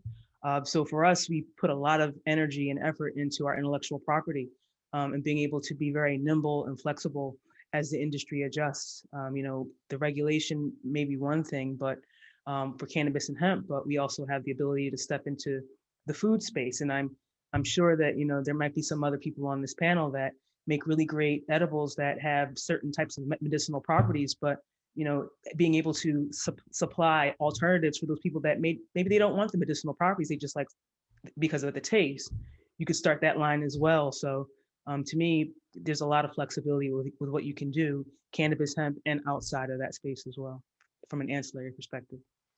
For sure, for sure. So focusing back on products, I don't know if you all have had a chance to explore the dispensaries and look at the shelves, but I'm curious, as product manufacturers yourselves, what products are you excited about that others are making or that you've tried? Anything that you want to talk about? I had an experience where I had a product that I despised, and it was the first time that I've had a cannabis product that I really didn't like, but at the same time it was wow, this is something new and interesting, and it was cool to see. But I'm curious, what have you seen out there that you find particularly interesting in Massachusetts right now specifically? Anybody want to take that? I'll start. I'd say David and Matt's products are both really awesome products. I think there's a lot of hype around both of those brands, and that people in the local industry are just really excited about both of them. So I would say, to start off saying that, I love cannabis in extract form. So I think our extracts market is going to continue to develop, and really, I've seen some beautiful hash rosin coming out of Massachusetts previously. I think it's come a long way since the medical market was here, and I'm really excited to see that. Also, there's just some really cool topicals coming to the market, different face scrubs, face masks, face oils, things like that. And then, I just say that here in Massachusetts, I think we're going to really be a leader nationally on the cannabis side of things for many different products. And I love hash, so hopefully that continues to go along here in Mass. Our own little hash queen. Anybody else want to mention a product that they're excited about? Yeah, absolutely. I mean, you look at this industry, and we've all talked about it. It's a struggle to get this license. It's a struggle to get to market. So you see anybody who's a local entrepreneur who makes it happen, those products excite me. A couple in particular, Fernway, they make vapes. They are as good as you'll find anywhere in this country. Coast Cannabis, another female-owned operation here in Mass, they're making chocolate bars and gummy bears and other things like that. But again, you support the local business. That's kind of at the core. This cannabis industry is built on inclusion and equality, and you give the little guy a chance. If you don't know it, ask the bud tender. That's probably the best way to learn what's new and what's local.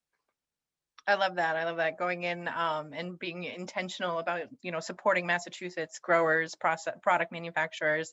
I do that too. So appreciate that. I just want to jump over to Aja or David, anything you want to mention about Massachusetts products that you're excited about right now? I'm actually excited to see a lot of the beverages. I haven't had the chance to try Levia, so I cook a lot at home, so there's a lot of edibles that are homemade that fill what I need. But to Matt's point, local is what we're trying to support. It's who we're trying to sell through as well. So I think there's a similar vision there that we hope to just kind of build Massachusetts as that marketplace. Aja, anything? Yeah, sure. I would say, I love flower, but I actually prefer tincture. That's one of my preferred ways of ingesting. And there's a company called House Tincture. I know that they had some of their product on some of the, I believe it was Curaleaf, if I'm not mistaken. Maybe someone in the chat can correct me if I'm wrong, but tincture for me is a really easy way to medicate. It travels really, really well, and it's my preferred method. So. Very good. All right, so we've talked about the Massachusetts products, but we're also operating still in a national market and eventually international as well. And I don't know what your individual goals are for interstate expansion, but recognizing the threat of those established businesses from Colorado and the West Coast that are coming into Massachusetts, what do you think about that? And is that threat of market dominance by out-of-state brands, how real is that for Massachusetts product manufacturers? And I'll leave that for anybody that wants to comment on that. Matt? Yeah, I think a rising tide lifts all ships, and competition's natural, and it's a good thing. I mean, I look at our own statistics in just a few months, and we're number 2 in a category that's nationwide. We field calls every day about market expansion, and right now, yeah, we're focused in our backyard. And it's only been 4 months, but there are national players who have come into our segment here locally, and that's just going to continue. If you're fearful of that, that's probably something you should look at your business plan again and go, hey, do I have something I can really defend?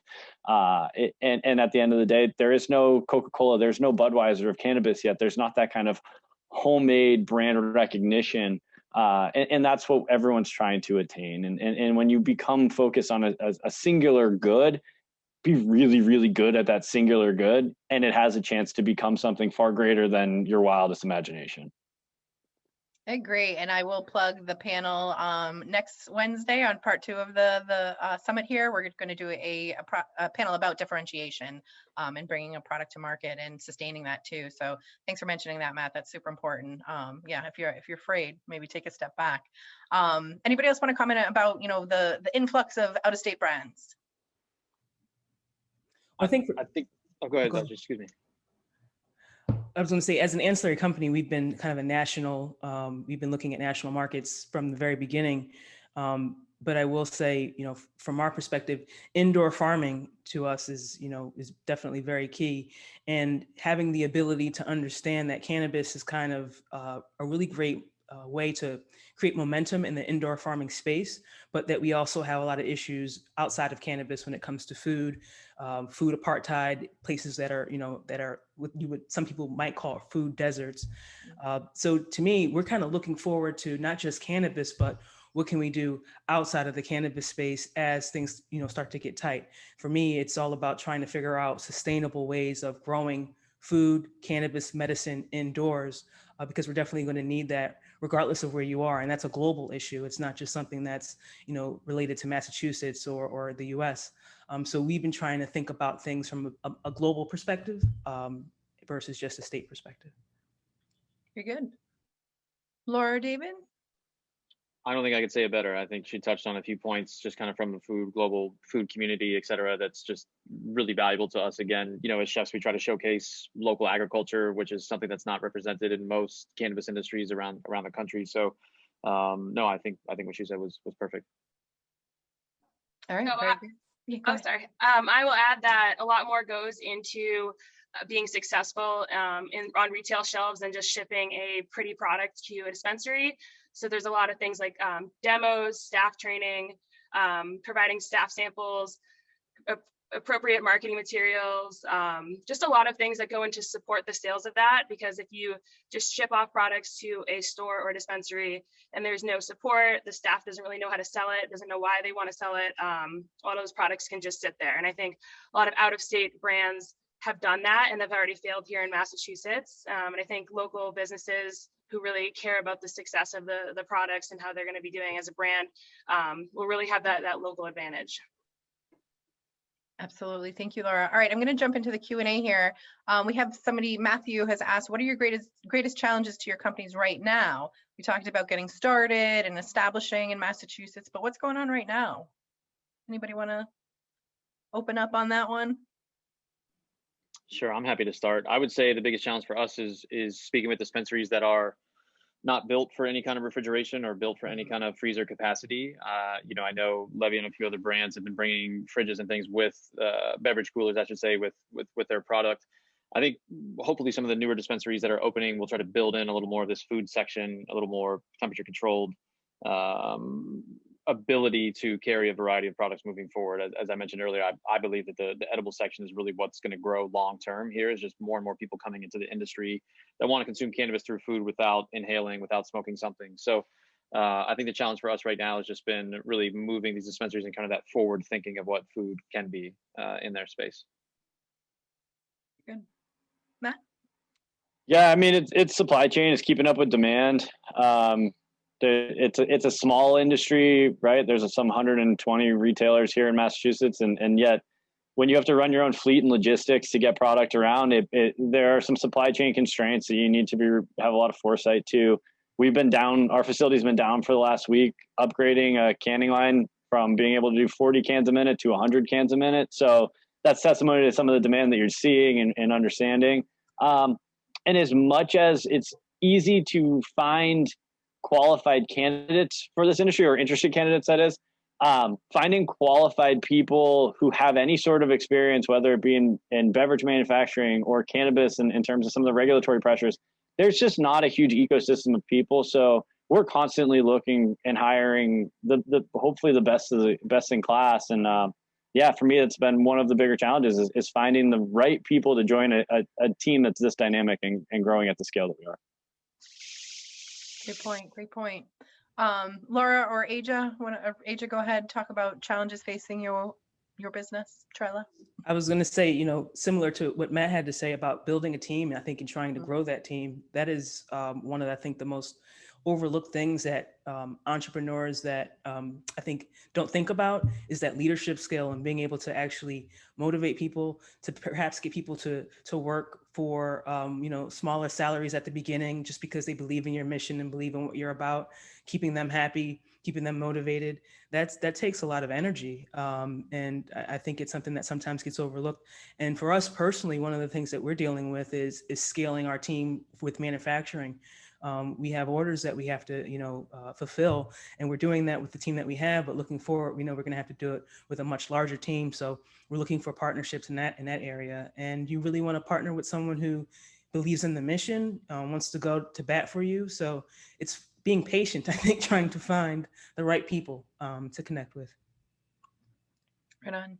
Hey, Laura, anything you'd like to add? I will echo that hiring is difficult, but I think really for us here at the Healing Rose right now, we're seeing a huge increase in demand since we're able to just start selling into dispensaries. So our current challenge is figuring out how to really scale our batches and really making sure that we're retaining that quality that our customers expect. And then also making sure that we're being efficient and cost effective in our scaling. So that I'm not worried about us doing that, but it's definitely taking up a lot of our time. And then I'd say as an individual running a company, finding enough time in the day has probably been my current challenge. Personally, it's difficult, and realizing that you'll never finish that to-do list probably ever if you're running a company, and then just kind of accepting that and prioritizing is really important. Well, you all, thank you, Laura. You all kind of touched a little bit on what was going to be my last question, but I'll put it out there. Like Peter mentioned at the beginning, I grew up in Worcester. I remember the farms and the small businesses that really, were all over central Massachusetts. So I want to bring this back to Worcester in particular, recognizing there are restaurants, there are farmers that have fruit stands, there are bakeries, businesses that maybe haven't sold out to a private equity group, but also want to grow too and want to keep their business sustained for generations. And they're looking at cannabis. They're attending events like we're having today to learn about some of the trials and tribulations and what's up against them. But I'm wondering, we've talked a lot about challenges, but maybe turn it to something a little bit more positive and realistic too. But what might be your advice for established businesses that are looking to expand into cannabis? Anybody? I'm Matt just or going to David? say Yeah, I would say just extend your timeline a lot longer than you think it's going to take. Again, it's one of the first things I was told from actually the gentleman who started Patriot Care when I spoke to him in 2018, and I thought I was going to be in market in 2019. He just kind of laughed and said, good luck. It's an uphill battle. If you believe in it, it's worth it. It's the most collaborative, unified industry I've ever been a part of. So if you have questions, reach out to people. Nobody has a case study on this. Nobody has more than 4 or 5 years of experience. So if you're interested, cliche as it sounds, the grass is definitely greener, and just reach out to any of us. We've all kind of made it through the same challenges, and might not be the same, but it'll echo. I love that, Matt. I always say that there's no such thing as an expert in cannabis. We're all some degree of new because, you know, the laws, things, we just don't know everything yet. And Yeah. that's part of what makes it so exciting and frustrating at the same time. And it's not for the faint of heart, but also for folks, it's not too late to get in. You know, we are all some degree of new, and I agree. It's been very collaborative from my experience as well. David, did you have something you wanted to add about that? I actually would disagree and say my experience is that it has not been collaborative. I think I've met a lot of kind people, but it's actually been kind of the opposite for us. I think as chefs, our entire industry and network and relationships and reputation is built on collaboration. I think we're friends with our competitors. I mean, I was in Chicago for 5 years before coming here, and even though, you know, a restaurant down the street would be our competitor, we would still feed them. They'd come in, we'd go into their restaurant, you know, in our free time.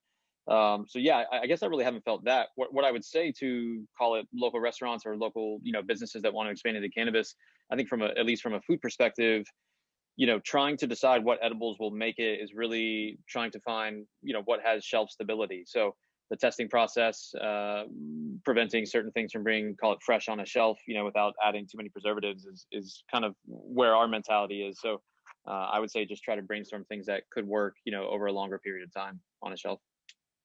Thank you, David. Laura? Yeah, so I will say that if you have limited funds and a limited timeline, hemp is a great place to start. MDAR will be opening up license applications towards the end of this year for 2022.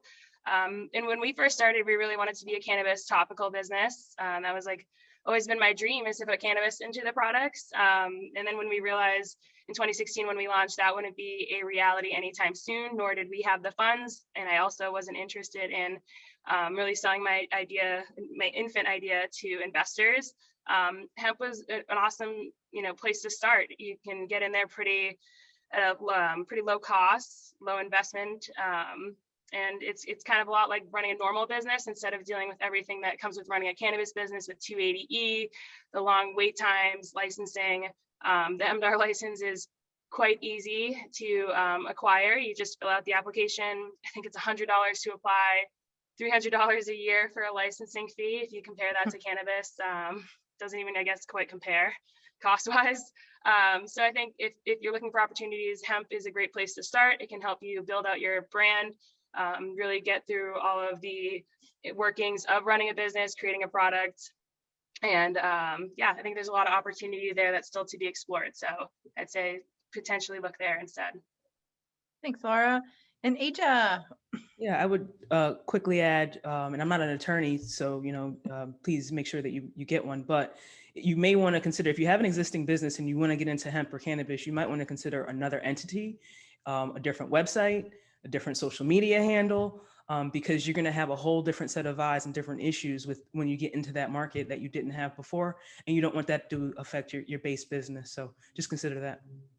No, that's a great point. And I was just going to add, because I've talked to people before and they say, you know, at a bar, for example, in Worcester that I used to work at many years ago, is when am I going to get CBD beer on tap here? And the answer is I have no idea, but it seems like that would be something that would, at this point, be a completely separate business. So I guess my advice to add on that is to look at, you know, go to the Cannabis Control Commission's website and take a look at the licensing documents and get yourself familiar with really what it does take, because it's not just adding an ingredient to the kitchen, really. So I'm just going to take another little look at the questions here. And somebody, they're anonymous, but they had a question that I think applies for all of you. What challenges did you experience getting into more notable and legitimate stores? Matt, sounds like you haven't had a problem. David, you need refrigeration, but anybody want to jump on that? We have over 80 dispensaries signed up, and now it's just really getting them fit out with, you know, with the right freezer that works for their space. But I'll let the others add on that. Laura? So yeah, we have had an interesting run here at the Healing Rose with wholesaling. I'd say probably maybe over 95% of our wholesalers into retail have reached out to us to carry us. I'm not really strong in being a super salesy person on the B2B side of things, but that's just we've been really grateful to get into over 150 stores, I think in about 25 states with our hemp products. And that's all been through word of mouth, going to events, having people try the products, understanding the quality. And then on the dispensary side of things, since it's opened up in less than a month, you know, the interest has been mind blowing. And yeah, we really don't have trouble with it. We create really high quality products. We have really strict testing standards and manufacturing standards. So yeah, I would say that it's, I'm not going to sit here and say it's super easy to get into every single store, but I also I just hired someone to help us with doing outreach, because up until this point, we've been able to grow really organically through just customers going into stores and like, why don't you carry the Healing Rose? And that's across the whole country. I mean, we have a huge foothold in North Carolina. I think we're in over 10 stores there. So yeah, I think just creating a strong product, getting out to events, having people try them, creating emotional connection with people, and having a strong presence on social media really goes a long way with creating that awareness. For sure. And yeah, you have a good product. You know, it's not smoke and mirrors. So Aja or Matt, anything you want to add to that? Yeah, I mean, look, getting into the stores, everybody had pent up demand for these newer products to come to the market, whether it be ice cream, beverage, whatever the case may be. David hit the nail on the head. Like the vaults are not built for big bulky products, so you run into it's the supply chain constraints of how much can somebody hold of these bigger weighted items. I mean, you think about it, you can put 100 pre-rolls into a very, very small amount of space. You put 100 cans of our product or 100 pints of ice cream, and that takes up a lot more space. You also have the cold storage constraints. So we found actually the dispensaries are they're all starting to renovate their vaults to be able to take on more and more specialized items. So it is exciting to see that. And those that have limited space, you work with your customers. At the end of the day, this is a human interest business, and we want to make sure that people get access to what they're looking for. And Aja, I know we're not buying the Trellic Grow LST at the local dispensary, but do you want to comment on that at all? Well, no, we're not. But, one of the things that with our technology, it's about trying to grow, tall plants indoors and to be able to stack them. And I think we also mentioned, genetics and breeders and trying to have a variety of strains. So one of the things that we would like to see is, a Trellic technology or a Trellic Grow LST in a retail store where people can pick cuttings and seedlings if they want to grow their own. So that's even, something that we might be reaching out to retail companies for in the very near future to figure out how we can do that. What a cool experience. All right, very good. So we are just about to the end here. I'd like to just close. I don't appear to have any more questions, but why don't we just let you, let the audience know how they can find you if they want to follow up, or if they want your social media handles, where they can go see some more about your company and your products. We'll just go around from alphabetical order, starting with Miss Aja. Hi, you can check us out at trella.io. That's TRELLA.io. And we're on Instagram, Facebook, Twitter, and LinkedIn. And the handle for us is @TrellaTech, @TrellaTech. Come by, let us know what you think. We have Sherry in there communicating with everyone. She actually might be in the chat somewhere. Oh, good. So she can answer your questions and point you in the right direction. Thank you. All right, thank you. Hold on, we do have another question. Well, it was about becoming a cannabis nurse. I'll take that one. Offline, but thank you, Chris, for nudging on that. Aja, okay, thank you very much. Laura, Healing Rose Co. Sure. So you can find us at www.thehealingroseco.com. If you're interested in being a wholesaler, there is a link to fill out an application and also check out some more information on that. My email is laura@thehealingroseco.com. And on Instagram, you can find us at @thehealingrose_, and on Facebook at The Healing Rose Boston. So feel free to check us out, reach out. I'm also on LinkedIn as well. If you look up Laura Biener, I'm the only one, I think, in the world with that name that I've been able to find. So I'm super easy to find online, and feel free to reach out. Thanks, Laura. And next is Matt. How can folks find you to follow up or learn more about Levia? Absolutely. I put the website into the chat. It's levia.buzz is the generic website. If you want to find us, /find / and then you type in your zip code and it'll tell you whatever the closest dispensaries are to you. And then that live links into their menu so you can see what's in stock at any given time. On social, it's Levia Brands. In general, we have also a submission form on that website. It comes to the principals of the company. So if anybody has any questions, thoughts, wishes, you name it, send them. We see it, we respond, and that's how we kind of focus on our growth as well, as what do the people want and what can we bring to them. And David. So you can find us. Instagram is certainly the best place to kind of stay in touch with what we're doing. As we launch new stores, we're going to be releasing that information there. Also, our website is www.plantjam.co, and that'll host Cloud Creamery and our other brands as we continue to grow. Very good. All right. Well, thank you. Thank you all for your insight and for sharing your experiences here today. We're getting some great comments. Thank you for an informative, motivating, and inspirational session.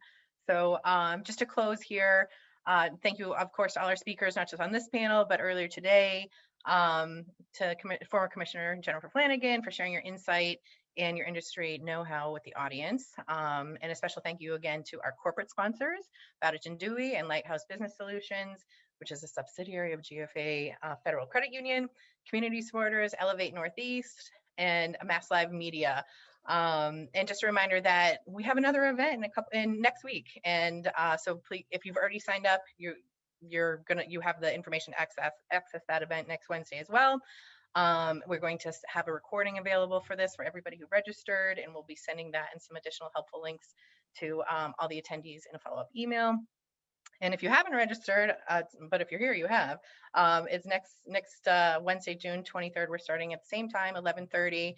I have a former Commissioner Shalene Title kicking off with a keynote speech. And then we have two panels talking about cannabis business operations. And then the other that I mentioned earlier about differentiating your business in the Massachusetts marketplace here.